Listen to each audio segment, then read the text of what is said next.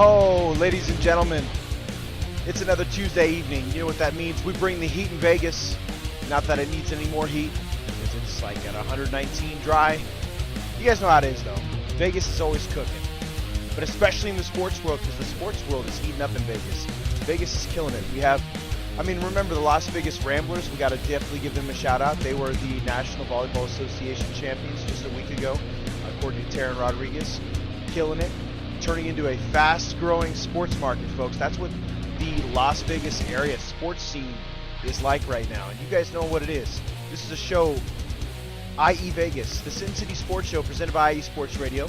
Your direct feed for all that is sports. I'm your host, Cale Henderson, and we're at it again, another Tuesday edition at 7:30 Pacific Standard Time. I apologize, 7 p.m. Pacific Standard Time, where we kill it. We talk about Vegas sports. This is your show, folks. Chime in, give us some feedback, let us know what you want us to cover in the future. I can tell you that the YouTube Shorts will be coming very soon here, especially as NFL Plus continues to evolve. I went ahead and got the premium package, man, so we'll have the coaches film. I'll be able to do some breakdowns for you on a week-to-week basis. Reasons why I think the Raiders won, reasons why I think the Raiders lost, and then we'll also have those videos that talk about our future opponent and what I think the Raiders need to do to win.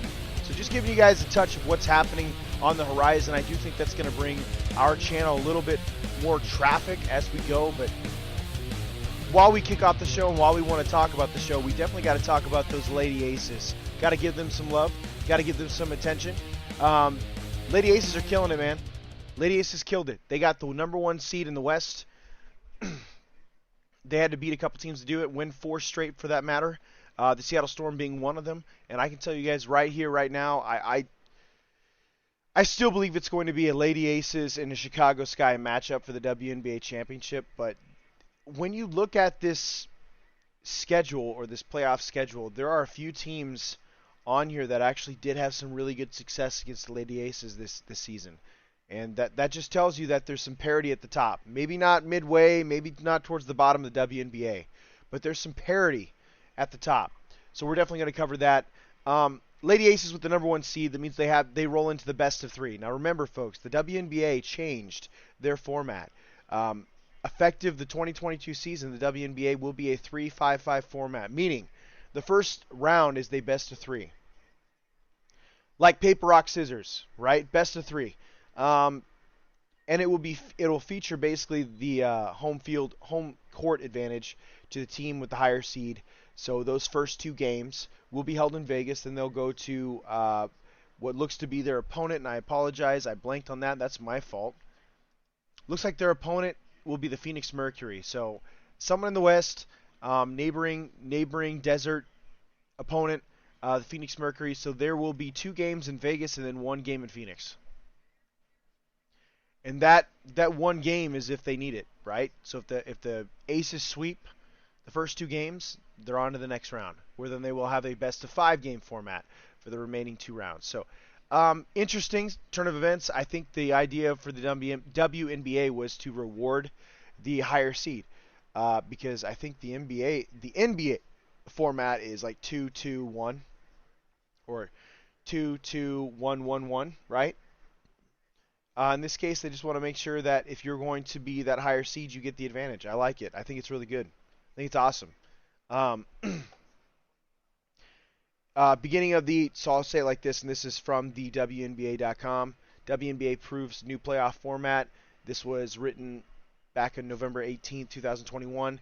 Beginning with the WNBA's 26th season, 8 teams with the highest winning percentages over 36 game schedule, regardless of conference, will qualify for the playoffs and be seeded based on their record.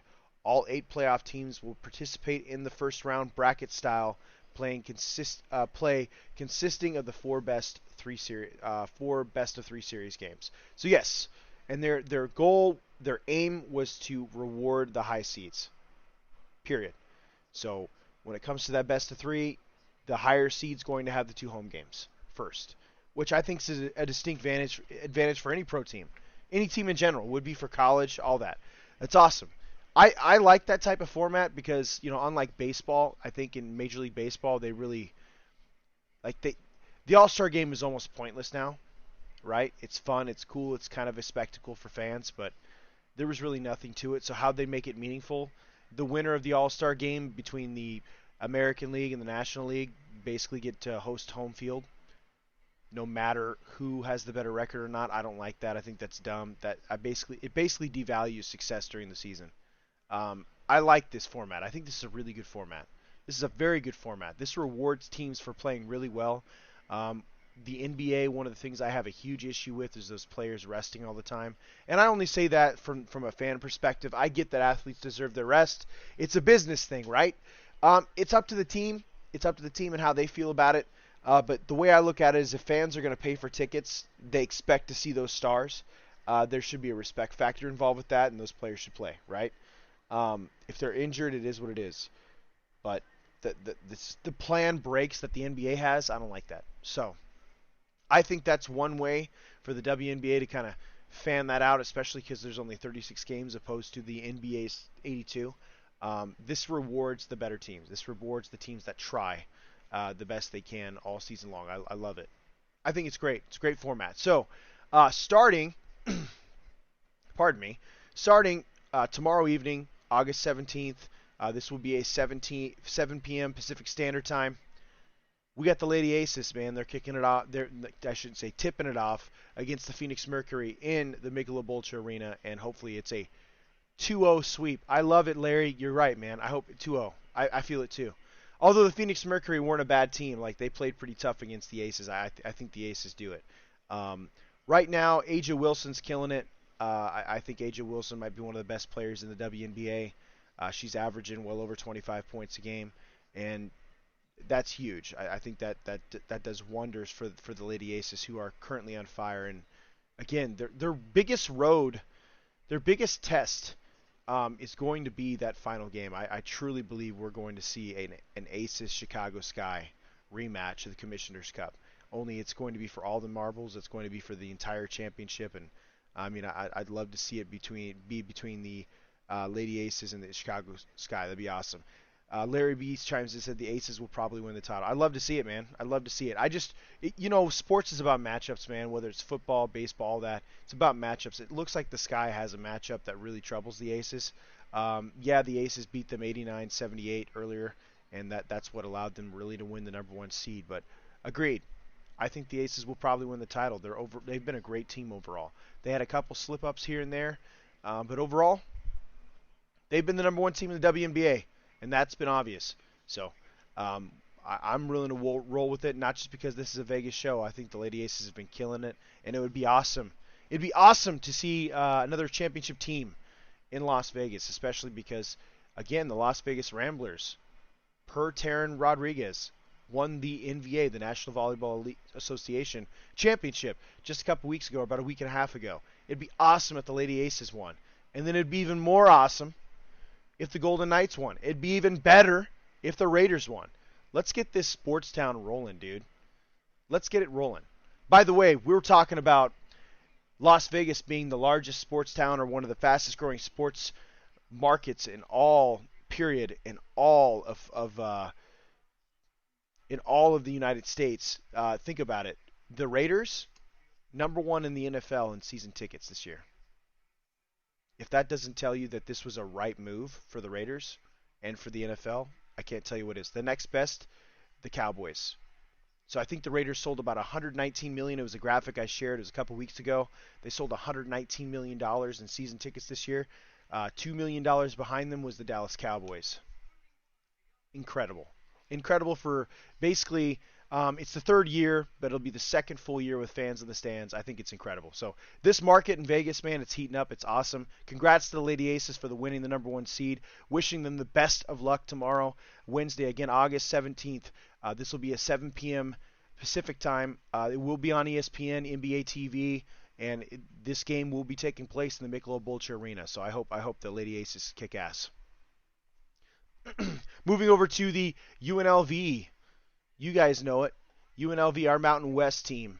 Shout out to preseason peak performers. So basically every year, Mountain West goes position by position, and this features on the top 5 wide receivers, right? This was posted August 12th. This is by Mountain West Football.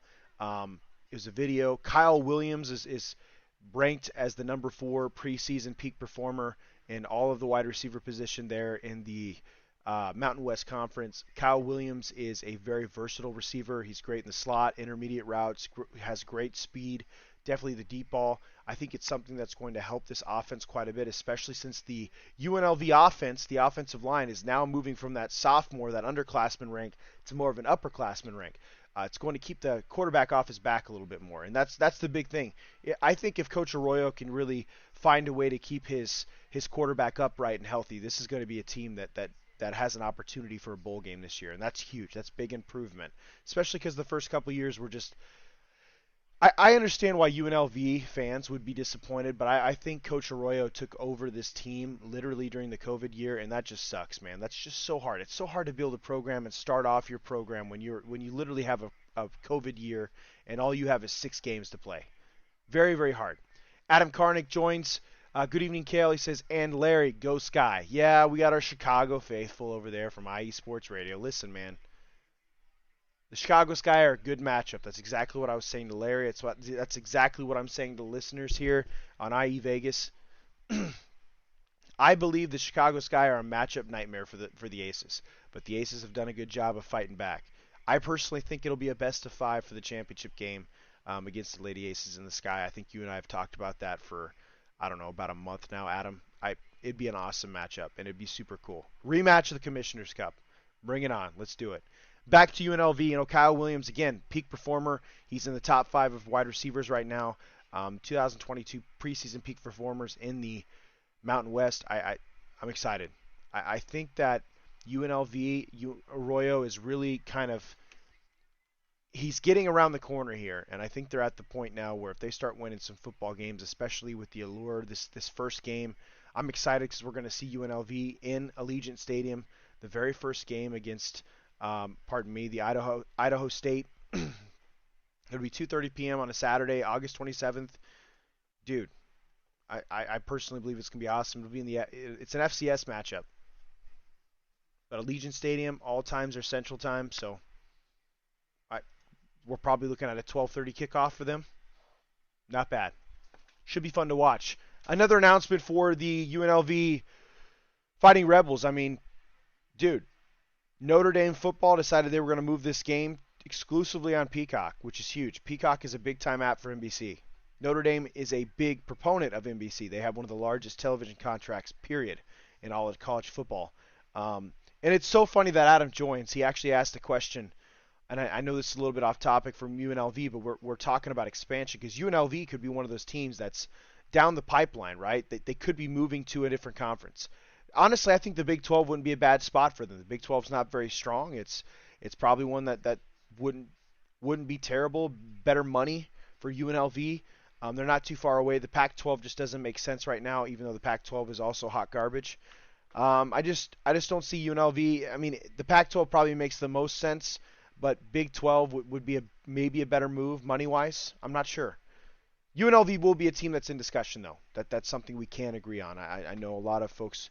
That's a big market. Las Vegas is a huge market, and with Allegiant Stadium and the new football facilities, the $40 million football facilities they put up, it's going to attract some recruits, especially in the Mountain West. Or they stay in the Mountain West. The Mountain West is very competitive. For a Group of 5 conference, man, the Mountain West is very competitive. I mean, Utah State, Boise State, San Diego State. I mean, come on, dude. Wyoming. None of those teams are going to be easy to play. Fresno State, seriously. So I personally, some of those teams can really beat some of the Power 5 teams that are out there. Truly believe that. They're very good. So maybe UNLV stays in the Mountain West. But Adam brought up the Notre Dame Fighting Irish, and he said, hey, where do you think they end up? To me, the Big Ten is the only option in my mind. I think it's geographically the best option. From a money perspective, if NBC and the Big Ten could figure out their Fox and NBC squabble, man, they'd make so much money, it wouldn't even be funny. Notre Dame is one of the biggest entities in all of college football, by far. One of the biggest entities. They're bigger than most of the bigger blue chips, right? Notre Dame is huge, big-time money. But to me, the Big Ten network makes the Big Ten makes the most sense. SEC, no, I don't see it. I just don't see it. Big 12 is a hell no. Pac-12 is a lost cause. If Oregon leaves, dude, like the only thing keeping the Pac-12 from really just having a mass exodus after the USC and UCLA departure is Oregon still there, but that's not guaranteed forever. Seriously, like if you're Oregon, why wouldn't you come to the Big Ten now? Oregon's gonna have no credibility, man. They're gonna beat majority of the teams in the Pac-12 once this move is completed by 30 points, and everyone's gonna be thinking of them the same way that they thought of Washington that year they made the playoff, and Alabama completely road graded them. Oregon is just not going to be that team. I just don't see it. To me, if Oregon's smart, they're planning their exodus as well, because the Pac-12 is just super soft. Notre Dame to me, Big Ten. They're a Big Ten football team. They play big. They play hard. They have weather inclement type stuff. I think it would be awesome. Adam said, there's part of me that feels this whole Indy situation gets resolved when Disney just absorbs Fox and NBC. Oh, man. Big old Disney, right? Dude. They never lose, do they? It doesn't matter what the situation. They always win. Marvel, all that. Dude, seriously. You're not wrong, man. ESPN, Disney owns ESPN. They have the best Monday Night Football crew. Not now, but they have one of the best Monday night programs in history. It's literally one of the only Monday night programs that competes with WWE Monday Night Raw, even though Raw is the longest running sitcom, if you will, on Mondays. Dude, Monday Night Football gets more viewers than any of those, and it's just crazy. Disney owns that. Imagine if they own Fox and NBC, and they have the rights to air Notre Dame games while Notre Dame's in the Big Ten. Unbelievable. The amount of money would be unreal. The revenue share for the universities would be unreal. Obviously, you'd have to sit back and think, should Rutgers get a cut? I don't know. Rutgers is trash. You guys get what I mean. Everybody gets an equal share after a certain amount of time, but that money would be unreal if you added Notre Dame. I think that'd be big time. Would you add somebody else? Think about it. I think Boise State would be an excellent addition for the Big Ten too. They're in the area. It's not like it'd be out of the norm. Boise State would be a good one. I'd like to see that. Notre Dame and Boise State, those would be two hella programs, man. Imagine seeing Nebraska in the red, white, and blue playing on that blue field.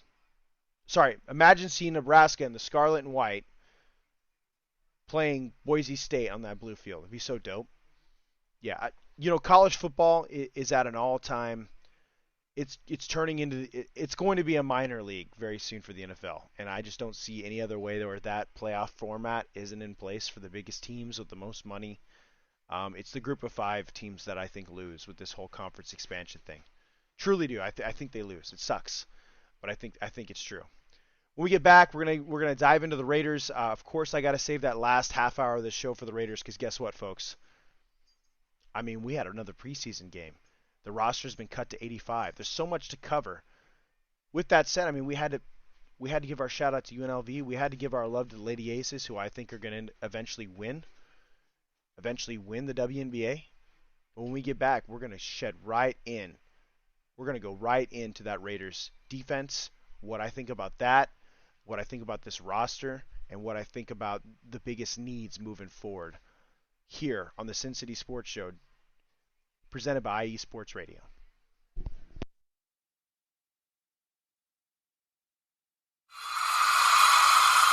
Down! Green team! Set! Hey!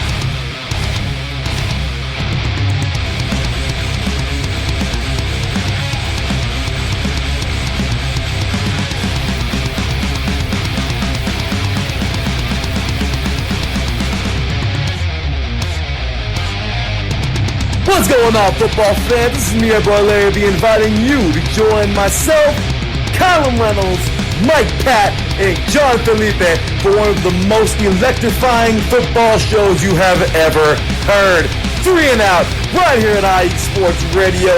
Recap of the week before, a preview of what's to come, and of course, 3 hardcore head-to-head prime-time face-offs each week. You don't want to miss it.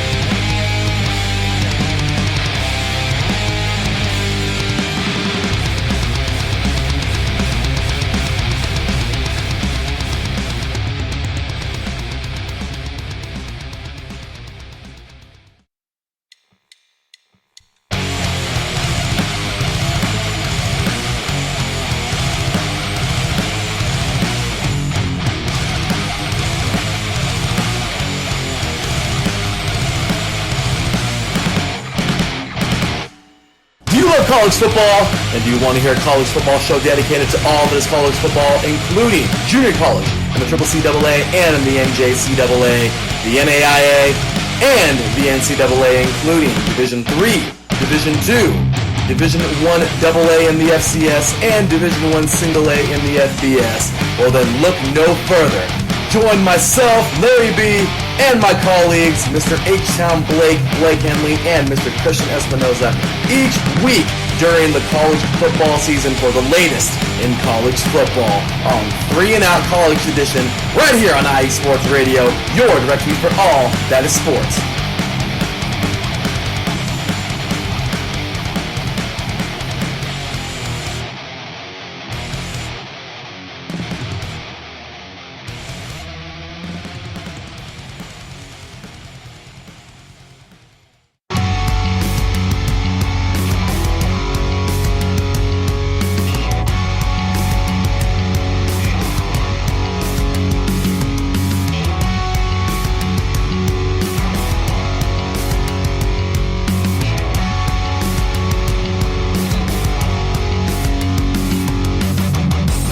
Shores of the Puget Sound to the rushing waters of the Columbia River, stretching across the Great Cascades, and on IE Sports Radio lives the Northwest Territory Sports Show, hosted by me, Brad Buckingham.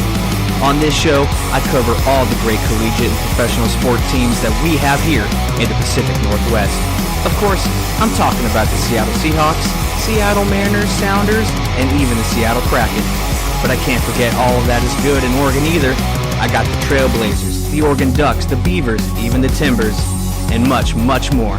You can listen to the show every Sunday from 3 to 4 p.m. Eastern, noon to 1 p.m. Pacific on IE Sports Radio, your direct feed for all that is sports.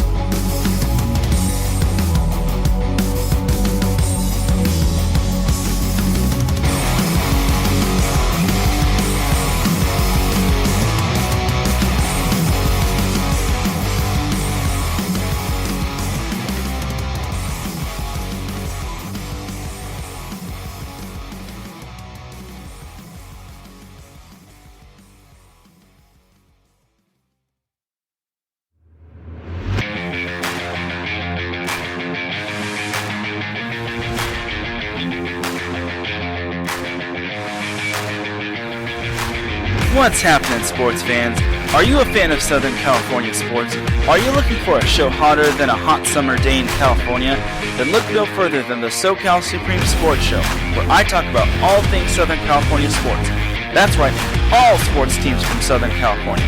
From the hard-hitting tackles of the NFL, to the killer crossovers and big three-pointers of the NBA and WNBA, to the grand slams of the MLB, to the bone-chilling goals of the NHL, and to the booming kicks of the MLS, the SoCal Supreme Sports Show has it all for you.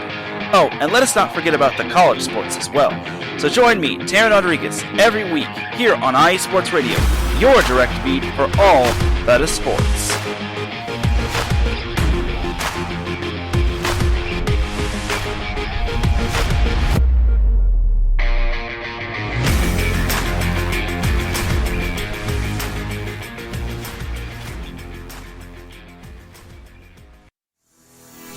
Sports fans, do you like teams that are tough, cities that are tougher, and fan bases that are passionate about their teams? How about teams that are historic and stadiums that are iconic? Then you belong in Chicago, and you need to check out Chi-Town Weekly. Join me, Adam Kernan, every week as we keep up with all things Chicago sports. Bears, Bulls, Blackhawks, Cubs, White Sox. We'll cover them all, plus more. The Windy City is always buzzing, and we'll keep you up on all the big games and major stories. So tune in to Chi-Town Weekly every week right here on IE Sports Radio, your direct feed for all that is sports.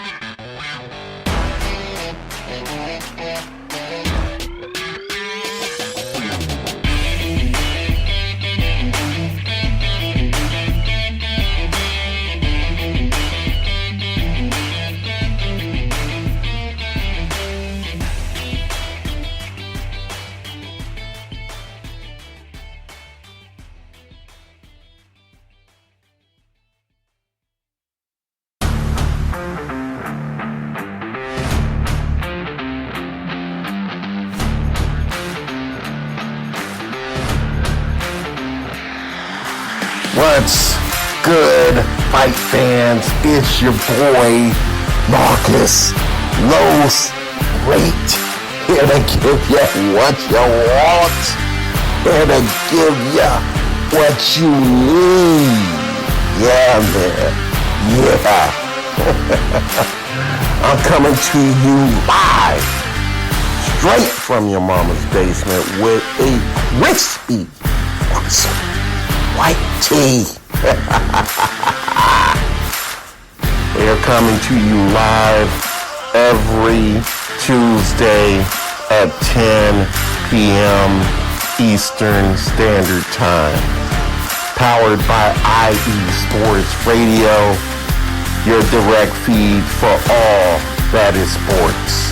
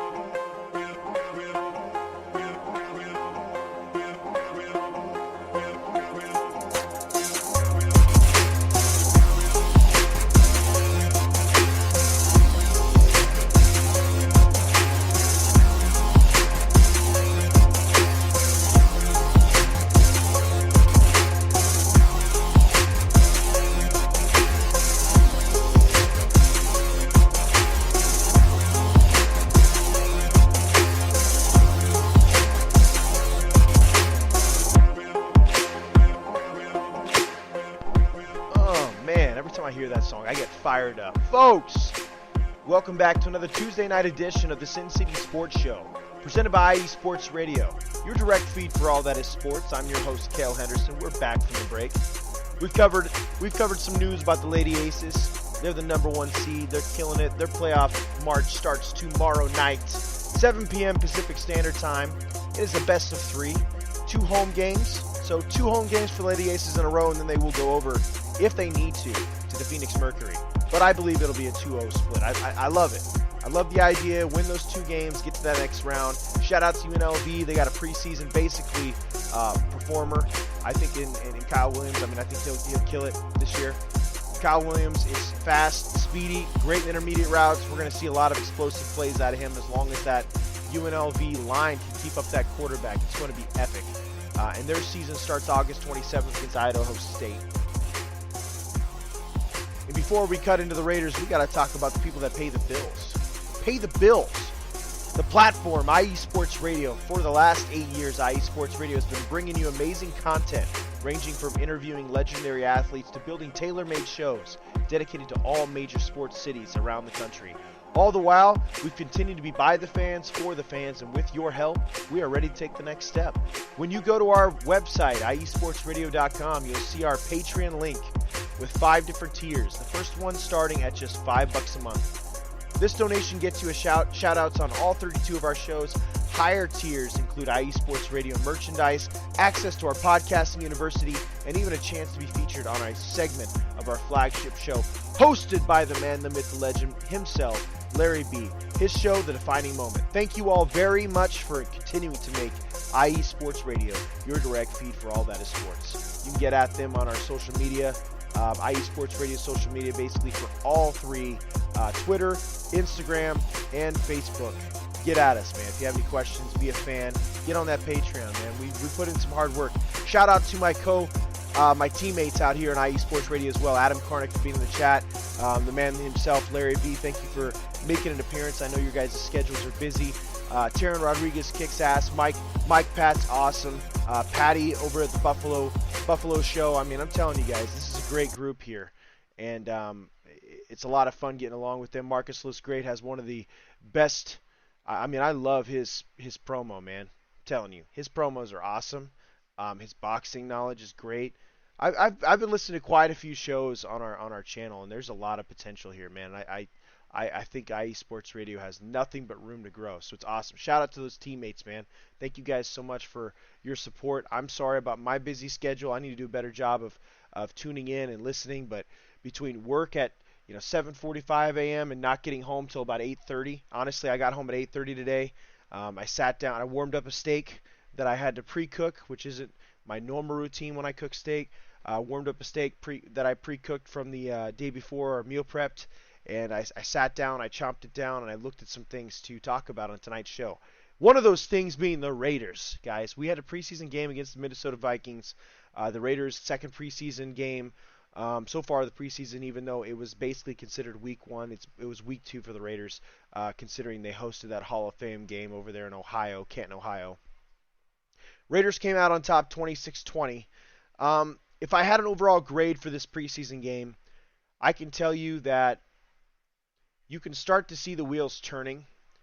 You can see where the coaches are heading. You can tell that there's more attention to details. You could tell by the way you win, and from what you see is, listen, you see some starters out there still, which is, it's head scratching, right? But you also understand that, I like McDaniel's approach where for the offensive line and the running backs, when you have such a large amount of depth, you need to see who's going to step up and who's going to play ball. And it's really hard to simulate live reps, and I'm figuring this out just on my youth team. It is so hard to simulate live reps with backups. So get those offensive linemen in the game if you can, right?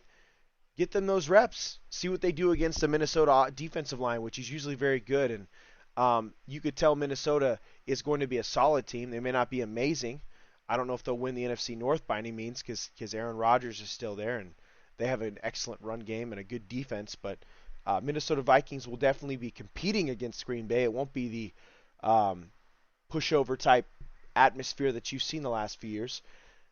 Minnesota's doing some really good things, and their defense is going to be salty, and I think the Raiders did a good job of churning out yards. Again, the run game is looking really good. The run game is looking excellent. That pass protection, man, a lot of concerns. A lot of concern with pass protection. I don't know who's going to start at right tackle, guys. At the beginning of the preseason, I would have told you it's going to be Alex Leatherwood. Now I'm seeing Thayer Munford, rookie out of Ohio State, who we talked about ad nauseum after the draft.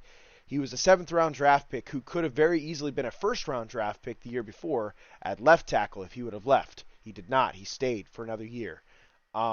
Due to injuries and depth issues and his willingness to be unselfish, he basically looked at his coaches and said, I want the 5 best players out there. So he stepped into left guard. Could have very easily said, nah, make some other chump step into left guard. And Ohio State would have been fine. They probably still would have been a contending team like they were this year. But he said, nope, I want the best 5.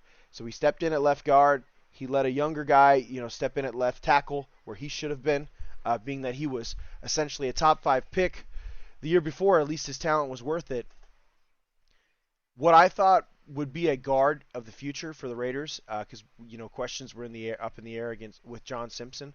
Thayer is stepping in, and he's actually playing very good at the right tackle position. Yes, there's a lot to work on from a technique perspective. It's not perfect by any means.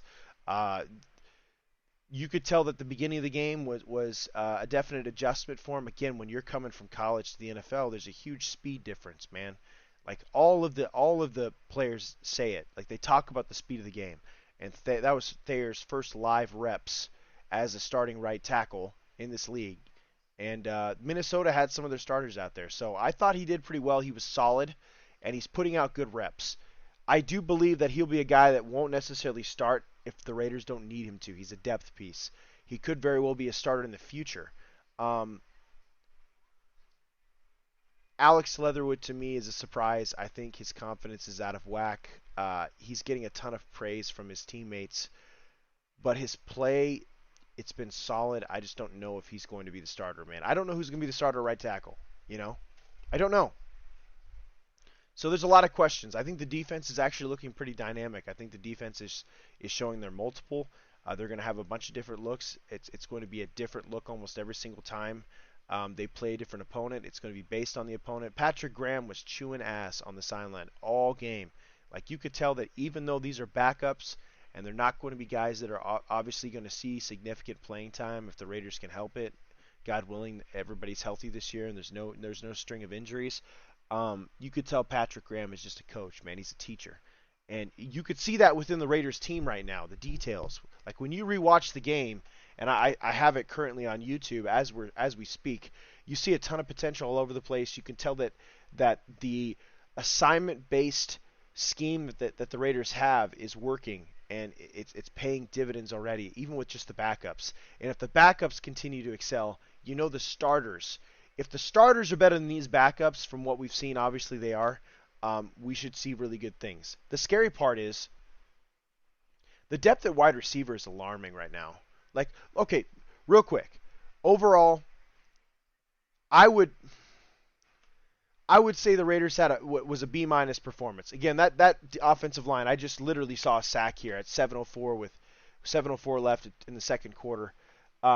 It's kind of terrifying, man. I don't like it. I don't like it.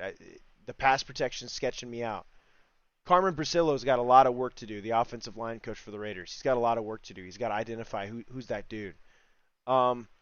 If I was leaning towards anybody to be the starting right tackle as we speak, I'd still say Alex Leatherwood. But you can tell that James Illuminor, who has experience in Josh McDaniel's system, he seems to be trending in the right direction, right? A lot of questions, man.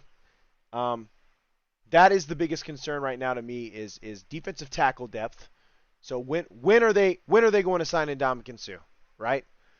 When are they going to go after, I don't know, any depth piece, right? In general, or someone who could come in and make an impact. Maybe not be an absolute starter, but maybe a rotational starter, right? When are they going to do that? It needs to happen on the offensive line. It needs to happen on the defensive line. You have $22 million. Don't waste it, dude. Don't save it. It doesn't help you for this year if you save that money.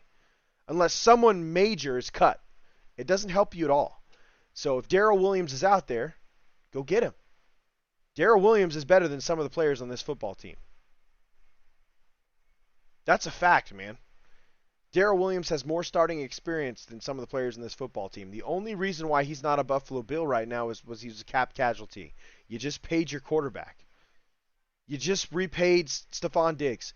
You're about to pay Tre'Davious White. I mean, Bills had to pay some stars. That's the only reason why Darrell Williams is available. I think teams are kind of waiting it out. Maybe there's some injury stuff we don't know about. Otherwise, he would have been picked up already. But Darrell Williams is still out there. I don't see why the Raiders shouldn't be looking into him. Because you bring him in. Remember, the Raiders lost Denzel Good no more than a month ago to retirement, right? And now you're kind of swinging guys in. I don't know. Adam Karnick chimes in. This is not the year for the Raiders to be cheap. 100% agree, man. This gauntlet of a division is just, it's one of those things where your trenches have to be the best trenches in this division. You have very, very good pass rush. Just because you have good pass rush doesn't mean you can defend the run, right? You have excellent run blocking right now, which is actually a 180 from what we've seen from Raiders, the last 4 years. Raiders have predominantly been a better pass blocking team the last couple of years. A more pass blocking heavy offensive line rather than run blocking. Now you're seeing it flipped, right? Is that good in a way? Yes, because I think the play action game is going to be wide open. But I agree 100%, Adam. This is not the year to be cheap. The Chiefs weren't cheap. They were a little bit. They let Tyreek go, but they were okay with that. They went out, got Scantlin, they got Sky Moore. They're not scared, right? The Chiefs are not going to be scared. Honestly, we'll see a better run game out of the Chiefs now, which is also a scary thing. That sucks. The Broncos weren't scared. They went after their guy. I still think they're fourth best in the division, but they're not scared. They went after their guy, right? And the Chargers are probably one of the best rosters in the NFL. This is not a year to be cheap. If you can bring in people that make a difference, do it. I'm really excited that Josh McDaniels has a lot of confidence in this young offensive line. Don't get me wrong. If him and Carmen Brasillo think that they're good, listen. Carmen Brasillo, if you guys did not know, coached under Dante Scarnecchia, one of the greatest offensive line coaches in all NFL history. He was with Bill Belichick for basically all 6 Super Bowl wins. Right? Dante Scarnecchia left for a few years during the Belichick regime. It just so happens that 4 or 5 year period, the New England Patriots didn't win a Super Bowl. Dude comes back no more than 3 or 4 years later. That offensive line is back to being a top 10 form, and they're winning Super Bowls again. I'm telling you guys. And Carmen Brasillo coached under Dante Scarnecchia. Carmen Brasillo is saying that these young guys can really do it, and they're going to develop over the season. Not time to panic. I get it. We haven't seen the actual starters do their thing. I'm just saying. There are some major holes in this roster. And the defensive line, so defensive tackle, nose tackle with Jonathan Hankins out. Again, they need him to come back and be healthy. And right now, the offensive line, I'm really freaked out about it. I think you need another guard or a tackle in there to really help with depth. Seriously. So those are the two areas I think the Raiders massively need to improve on. As far as like the best position groups right now for this team, I mean, that's obvious, right? The wide receiver room is unbelievable. We haven't even seen Davante Adams take a snap yet. I think that's really exciting. The Raiders are so comfortable with their wide receiver room that they're willing to let go of a veteran like Demarcus Robinson, who came over, who basically was brought over from the Chiefs. He was signed on a free agency to come in and be a veteran presence and catch the ball. Well, you're so confident with DJ Turner. You're so confident with Tyron Johnson. You're so confident with, I don't know, like the idea is you have Davante Adams and Hunter Renfrow as your top two guys, right? Renfro's going to be a slot dude. You have Darren Waller. As long as he's healthy, he's going to be a beast. And it sounds like his contract is going to be figured out by week 1, which is music to my ears and to Raider Nation's ears. Your backup wide receiver could have very easily been Demarcus Robinson, but because those other receivers are performing so well, I mean, for example, we saw DJ Turner basically take a 10-yard in and turn it into a 40-yard touchdown. That's how explosive he is. Raiders fans were worried about speed. I was worried about speed on the outside. Tyron Johnson and DJ Turner can turn on the wheels, man. Like, they can fly. Seriously. Keenan Cole still looking pretty good. He's still playing with the twos. I just don't see it. Right now, to me, Mac Hollins is probably the guy that you're going to see at the number 2 position or the X receiver for the Raiders. And then you're going to see a rotation at slot with DJ and Hunter Renfrow. Obviously, Hunter Renfrow getting most of the reps. And then you're going to see a mix of Tyron Johnson, especially when they need speed. To me, Keenan Cole might be that guy that's on the way out. So much speed, so much depth. The wide receiver position is stacked this year. It's great. It's excellent news, right? But what does that mean if your offensive line doesn't block very well in the pass game? Doesn't mean a lot. It's tough. It's very tough. Wide receiver room is probably one of the best position groups in the entire team, right? I think the Raiders need some depth at linebacker. I really do. Rumors about Roquan Smith are kind of still buzzing, and will the Raiders spend a first-round pick for him? Hell yeah, they would. Roquan Smith is a beast. If you can bring in Roquan Smith, who's a sideline-to-sideline backer, and he wants to come in and play, which I don't know why he wouldn't. Again, no state income tax. A very linebacker-friendly defense with Patrick Graham. He'd be sharing snaps, if not, taking snaps from Denzel Perryman, but he'd be Denzel Perryman's replacement of the future. That kind of crap makes all the sense in the world to me. Roquan Smith would be a monster in a Raiders uniform. I don't know if that happens, but that's in the rumor mill right now. Adam listening right now is not happy. Promise you that. But the Bears have kind of done it to themselves. It's a really tricky, awkward situation with Roquan because he's representing himself. He technically has 2 years left on his contract, technically. But he's also been one of their best players for the last couple of years, and you don't let a guy like him go. So I do believe the Bears should be working on a new contract, considering the rest of that team is hot garbage. But that's just kind of how the Bears have been, man. They've always kind of stepped on their own toes when it comes to having star players. Yeah. Roquan Smith in a Raiders uniform, pipe dream. I get it. But there's rumors circulating. And what we've seen from Dave Ziegler is he's not afraid to pull the trigger. If he thinks he can bring in Roquan Smith and arrange the money, especially with this $22 million, maybe that's why the Raiders haven't spent anything, right?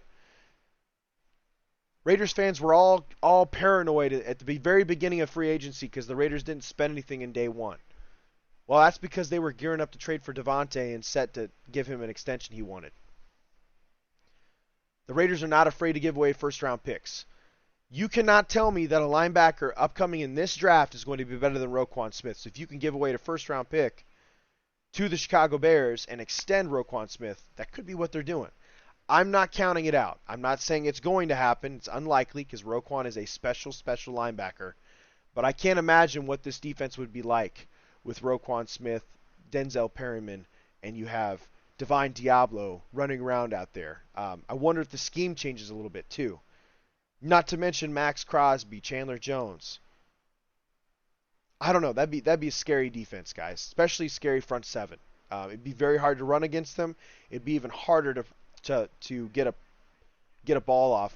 I think the DB room is deeper than what people think. It may not be one of the best positions, but I think it's one of the top 3 position groups probably for the Raiders. The DB group looks good.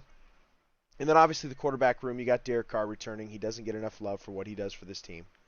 I think that is looking good as well. So the Raiders are overall a really good team, man.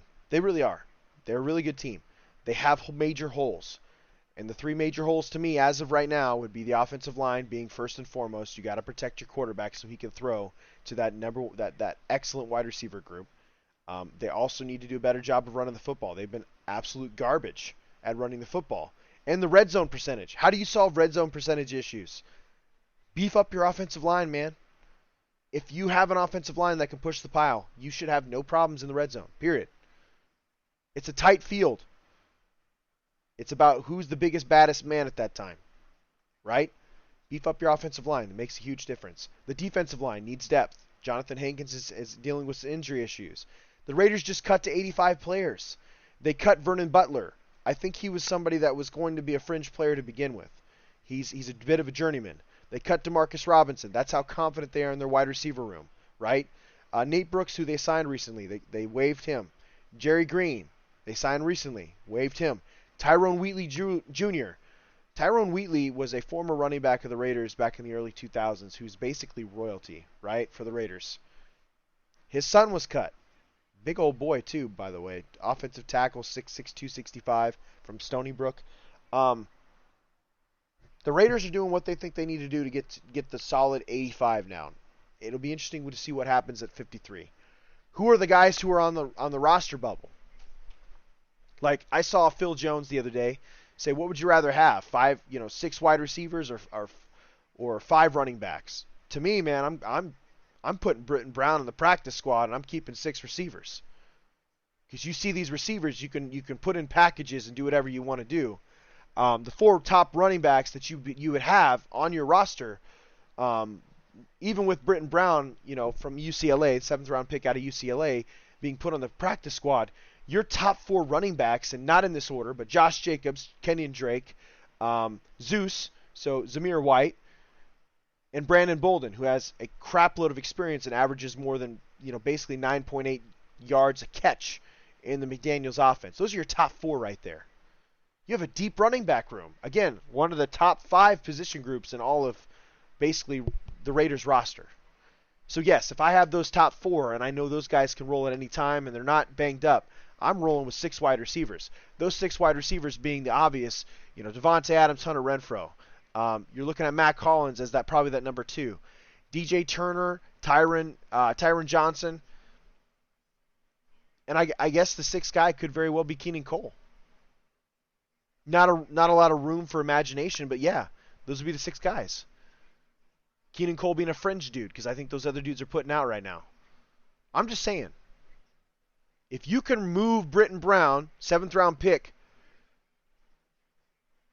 if you can move him to practice squad and let him grow, while you take advantage of the reps with Josh Jacobs and Kenyon Drake won last year, and then unleash him next year if he really wants to do it, you still make money as a 7th round pick on the practice squad. Not a big deal. That's how I would do it. Remember, you still have your fullback, Jakob Johnson, as well. Someone who also has a ton of experience in the Josh McDaniels system. You're not giving up a roster spot. I mean, you're not sending him to practice squad. Maybe it's a week-to-week type thing, but I don't see that with this Raiders regime. I see them going downhill and punching people in the face. So preseason game, I'll give it a B-. A lot to be desired by the offensive linemen. I hope that massively improves before week 1. Carmen Bracillo has a lot of work to do. It's a new scheme. It could take them a few weeks to really catch on. The nice thing is you're going to be playing a Chargers team that doesn't know your scheme necessarily. They don't know how you're going to throw the ball. They don't really have an answer for Hunter Renfrow, Devontae Adams, and Darren Waller all healthy. There's just no way. A new defense that the Chargers don't know. Granted, the Chargers are a better football team this year than last year. I think it does help the Raiders out a little bit. They could win that game. They could very well win that game in Week 1. You're playing an Arizona Cardinals team that has a suspended DeAndre Hopkins, so you basically focus your team. It is what it is, man. I like that. I think you contain Kyler, make sure he stays in the pocket and has to see over those 6 foot plus linemen, 6'3" plus linemen, and you force him to make plays with his arm. If they can't run the ball, it is what it is. I think the first few games will be fine. The Raiders will be fine. Where we start asking questions are the Chiefs, who have always been very good against the Raiders. How does that offensive line hold up against the Chiefs? Teams like that. That's what you have to worry about. Somehow the Raiders drew the Titans this year, right? I don't get it. But it is what it is. So what is this coaching staff? The coaching staff's going to have to earn its money, man. This new regime, it's going to have to earn its money. Las Vegas over-under, one of the last things I wanted to talk about before we leave the show tonight. The Las Vegas over-under, actually, real quick, I'll start with the rumors. It seems as though Ndamukong Suh is still on the Raiders' wish list. I wonder if they're waiting for the price to go down a little bit. I don't know what the market is for Suh. He's 36 years old, but he's still very productive. You saw that last year with the Bucs, the last 2 years with the Bucs. And if you are able to surround him with a Max Crosby and a Chandler Jones, I think you're going to see more production. He's stayed steady in his 30s at 5.5, 6 sacks per season. So he's not done playing by any means. And he's going to bring value to those 2 new defensive linemen that you had, Neil Farrell and Matthew Butler, right? Those 2 guys that you went out and you got from college. They're going to benefit greatly behind Ndamukong Suh and learn from him. So he's definitely on the Raiders' wish list. I totally see him showing up here in the next week or so if they're going to make that happen and pull that trigger. The Roquan Smith rumors are unreal, man. I think that'd be unbelievable. It would make a huge difference. I still hear the rumors about maybe a possible trade for Tevin Jenkins or maybe a trade for an offensive tackle from I think it was the Philadelphia Eagles. Raiders, Philly trade rumors.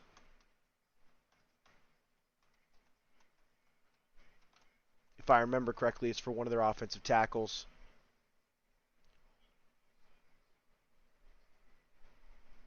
Not sure. I mean, it could very well happen, but for one of their offensive tackles, that would make a huge difference, and it would solve your right tackle issue. Listen, a lot of things going on with the Raiders. The one thing we know they need to address is that defensive line, that offensive line. Focus on that. Roquan Smith, if it happens, I'd be jumping for joy. But out of the 3, he's the least likely to happen, right? If I'm the Bears, I'm not giving him away. I'm figuring out a way to make him happy, make him stay. Raiders right now, as of August 9th, their win projection total actually went up a little bit, about half a point. We're looking at 8.5 wins. I think the Raiders beat that. I do. I think that's kind of low. And everything's kind of low at the beginning of the season, but if I were a betting man, if I wanted to put $100 on like something and it'd be like plus 1,000 or something, I'd take it. I'd take it and do it. I think the Raiders are like plus 4,000 to win the Super Bowl. Derek Carr's plus 3,000 to win the MVP. I mean, dude, those odds are crazy, but it's not unheard of, man. I think this team's going to be very good and they're going to catch people by surprise. You have NFL Network analysts, Bucky Brooks, guys like him all over the place saying, watch out for the Raiders, man. They're going to be serious. They're not going to be a team you want to mess with. Mike Tannenbaum likes them a lot. Mike Tannenbaum loves the Raiders right now. Okay, another guy that likes is Eric Mangini, former head coach of the Browns, former head coach of the Jets, former assistant for Bill Belichick.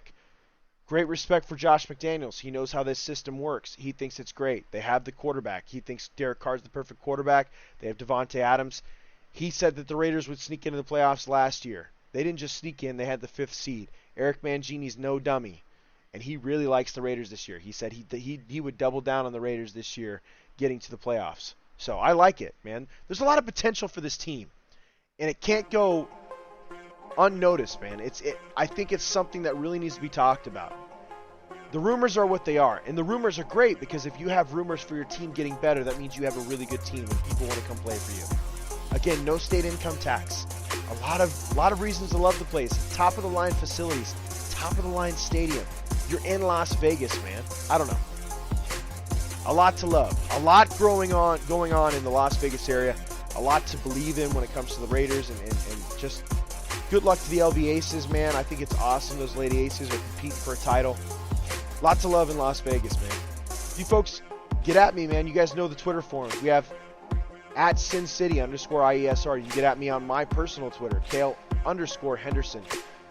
We're always willing to talk to the fans. We're always willing to talk to people who listen to the show. It's Vegas sports, man. It's the fastest growing market in America. I swear to you guys. And hopefully they have one or two more champions between the Aces, the Raiders, the Golden Knights. Hopefully they have a new MLB team soon. It's just going crazy over here. And stay tuned. Adam said Roquan will stay a Bear. You would only hope so, man. But if he ain't happy, he ain't happy. At the end of the day, guys, he's going to want to go where he feels like he's going to be valued and win. Right now it ain't the Bears, that's for sure. But it'd be awesome if the Bears made it happen, because it would be so Bears if they just let him go. Especially if it was just for a first. Roquan's just different. Don't let that happen. You guys know what it is, man. Every Tuesday evening, 7 p.m. Pacific Standard Time, this is the Sin City Sports Show, presented by IE Sports Radio, your direct feed for all that is sports. I'm your host, Kale Henderson, and we will see you.